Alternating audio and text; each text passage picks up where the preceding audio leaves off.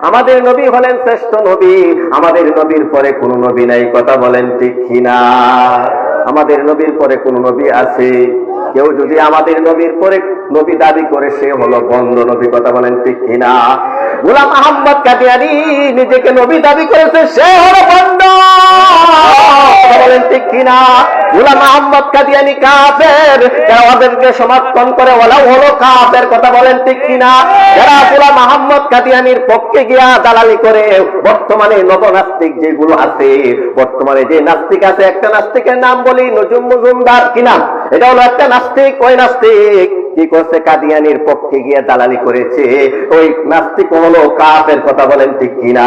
এই নাস্তিকরা আল্লাহর দুশমন, রাসূলের দুশমন, ইসলামের দুশমন, কথা বলেন ঠিক কিনা? এদের সাথে আমাদের কোনো সম্পর্ক থাকতে পারে না, কথা বলেন ঠিক কিনা? আল্লাহ রাব্বুল আলামিন এদের শাস্তির কথা আছে না নাই? এই নাস্তিকরা আল্লাহর দুশমন, রাসূলের দুশমন।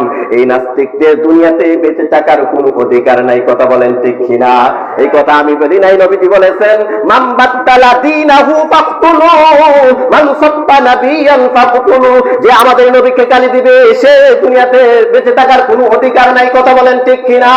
আমাদের নবীকে আমরা জীবনের সব কিছুর চেয়ে বেশি ভালোবাসি, কথা বলেন ঠিক কিনা? লা ইউমিনু আহাদুকুম হাত্তা আকুনা আহাব্বা ইলাইহি মিন ওয়ালিদিহি ওয়া ওয়ালাদিহি ওয়ান নাস আজমাইন। তোমরা প্রকৃত মুমিন হতে পারবে না, কামিল মুমিন হতে পারবে না, স্বয়ং সম্পূর্ণ মুমিন হতে পারবে না যতক্ষণ পর্যন্ত আমি রাসূলকে জীবনের সবকিছু চেয়ে, ছেলে মেয়ে আত্মীয় স্বজন সবকিছু চেয়ে বেশি ভালো না বাসতে পারবে, কথা বলেন ঠিক কিনা? মান রব্বুল আলামিন আমাদের নবী শ্রেষ্ঠত্ব যতগুলো কারণ রয়েছে, একটা কারণ মহান রব্বুল আলামিন আমাদেরকে জানায়া দেয়, তাবারাকাল্লাযী নাযালাল ফুরকানা আলা আবদিহি লিয়াকুনা লিল আলামিনা নাযীরা।